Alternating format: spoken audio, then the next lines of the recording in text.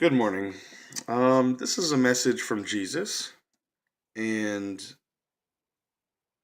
it was given to James Paget, and it's very relevant to me because I've asked myself many times, how could there be some situations where violence and war is necessary when, from the ministry of Jesus, it seems that violence is never right. We're supposed to turn the other cheek, and we're supposed to do unto others as we would have them do unto us.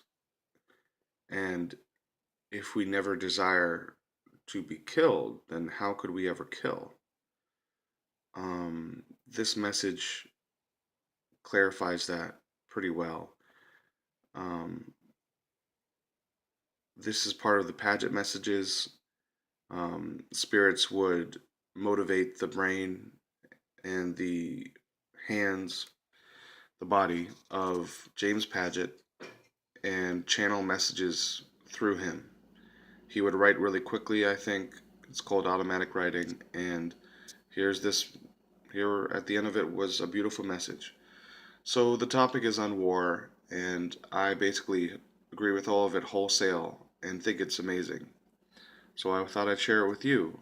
The backdrop is that James Paget just went to a church where the minister was saying that Jesus came, and because of his coming, uh, the war that is presently going on is a just war. And this is long ago in 1916, December 24th, 1916, the day before Christmas at that time. Not that Jesus really believes in Christmas, actually, even though it's based on his life. But yeah, December 24th, 1916, somewhere in or around Washington, D.C., I would presume, where Paget was staying. I am here, Jesus. I desire to say that I was with you tonight at the church, and listened to the preacher's sermon, and was somewhat surprised that he should have declared that all the wars and persecutions and outrages that, in the manner described, have been perpetrated on mankind since my coming, can be ascribed to my coming and my teachings. I, of course, can only resent the imputation, and declare that the preacher has misconceived the cause of these wars and persecutions, and to charge that they are due to my truths, or the truths that I taught, is not only an injustice to me, but a great injury to the truths and objects of my mission to mankind. Never did I attempt by force or constraint to compel a human soul to believe in my truths, or to become a follower of me, in or out of the church. My mission on earth was to show men the way to the Father's love, and to declare them the great gift, sorry, declare to them the great gift of this love, and also to break down and destroy the erroneous beliefs and ignorance that then existed among men as what was necessary, in order to seek for and obtain this love of the Father and their own salvation. And so far as the truths, moral or spiritual, which I taught, antagonized the false beliefs and practices of men, there was, and necessarily would be, a conflict in the thoughts and lives of those who followed me, and those who persisted in their existing beliefs. To this extent I brought a sword into the world, but it was not the sword that called for bloodshed and murder and persecutions. It was the sword that pierced men's souls, where this great conflict should and must be fought to the end. No nation can be more spiritual in its government or in its treatment of other nations than are the individuals composing it spiritual. The nation cannot be greater than or different from the individuals who control it, be such control centered in one or more individuals or in a secular or religious head. The ruler, if he be not a real follower of me, although he may claim to be, cannot in his acts or deeds, attribute to me the results of the carrying into action his thoughts and desires and ambition. The present war, World War I, I believe in this case, of which the preacher spoke with such horror and lamentation, is not due to my coming into the world as an iconoclast or destroyer of sin and error, but to the fact that men refused to be controlled or persuaded by my doctrines of peace. and acted because of the sin and evil desires and immoral ambition that they possessed and permitted to control them.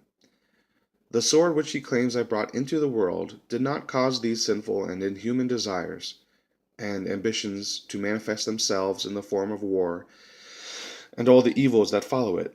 No, this war is not a part of my warfare, or the plan of the Father to bring salvation to mankind. The cause is this, and only this: the exercise by men in control of the nations of their desires for increased power and territory and subjugation of nations, together with their sinful cravings for what they call glory and unsatisfied ambition. Had they understood my warfare, each of their men would have found his enemy in himself and nowhere else, and the great war would be a war of the soul and not the war of nations. Each nation claims that its war is right and that God is on its side, and prays to that God to assist it in overcoming its enemies. But I want to say here, and it may astonish those who believe that if they conceive that they are in the right and pray to God for success, that their prayers will be answered, that God hears only the prayers of the righteous, or of the sinner who prays for mercy and salvation. Never in all the history of mankind has God responded to the prayers of men or nations to assist in the destruction of other men or nations, and that, notwithstanding the accounts in the Old Testament of the many times that he was supposed to have helped the Jews to destroy their enemies.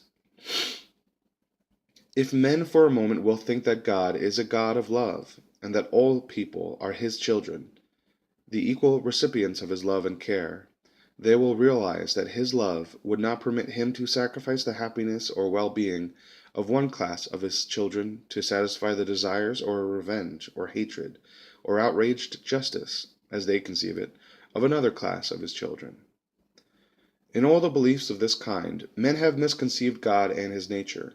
With men like other creatures, his powers are governed by God's immutable laws, and those laws are no respecter of persons. Man was given a free will, which he could exercise righteously or sinfully, and God does not forcibly control such exercise, but the same exercised rightly or wrongly is subject to law, which imposes penalties or rewards, according as the law is violated or obeyed. This law, which so many mortals believe and declare is a punishment inflicted on men because of their sins and disobedience, that is, that it was specially caused by God because of such condition of men, and some expounders of the Bible teach that it was prophesied centuries ago. This war, I say, is solely the result of the sinful conditions and workings of men's souls and thoughts, and the natural effect of the causes that men themselves created, and the exact workings of the law that such causes brought into operation. And in a similar condition, where the same causes exist, laws will invariably operate, wars will occur and recur until the possibility of the causes cease to exist. God never ceases to love and care for mankind, and always he desires that men shall be happy and at one with himself, and that they shall exercise their wills in accordance with his will and his laws. But just as certainly does he never by compulsion or force endeavor to compel men to exercise their wills in a manner that is not voluntary with them. Should he do this, men would cease to be the greatest of his creation and incapable of giving him that voluntary love and obedience which only is acceptable to him. But from what I have said, it must not be inferred that the Father is indifferent to men's sufferings and the calamities that wars bring upon mankind, for he is not. And if, in his wisdom, he saw that it would be for the lasting good of the men who are engaged in the present war, that he should intervene by the mere force of his powers and end the war, he would do so. But in that wisdom he sees that there is a good which men should have, greater and more eternal than their mere physical and material good, and that greater good cannot be obtained by them through his suddenly bringing this war to an end without regard to their souls and thoughts and desires. The law of compensation must work, as well for nations as for individuals, even though, apparently, the innocent suffer as well as the guilty. On earth, as men are now constituted, that is in their condition of sin and disobedience, to the laws of their being. Let me say that again. On earth, as men are now constituted, that is, in their condition of sin and disobedience to the laws of their being, exact justice cannot be expected and is not received, because this justice is the subject of men's dispensation and not that of God. A man is influenced by his desires, which in turn control his will and results in his acts and deeds, which must of necessity bring their results. These results can be avoided only by absence of deeds, and there by a different exercise of the will, and this by the change of desire. So when a man so desires and wills, God will not set aside the law of compensation and cause results to follow that are not the consequences of such desire and will. But God is always willing that these evil results shall have no existence, and through the influence of his love and Holy Spirit is calling men to learn the way to wholly prevent the possibility of these results coming to them, either as individuals or as nations. He has provided the way and is teaching men the knowledge thereof, through and by which the causes that produce these harmful results may be utterly destroyed and prevented from ever arising to bring to them the deplorable results, such as are manifested in the present war. God will not interfere by his mere fiat to cause the one side or the other of those who are engaged in this war of bloodshed and carnage to become victorious. The law of compensation must work, and as the leaders of the respective nations have sown, so must the nations reap.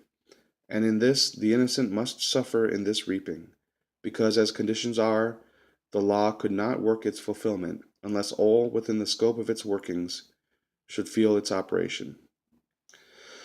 But the Father and the hosts of his angels and the spirits of men are working to bring this terrible catastrophe to an end.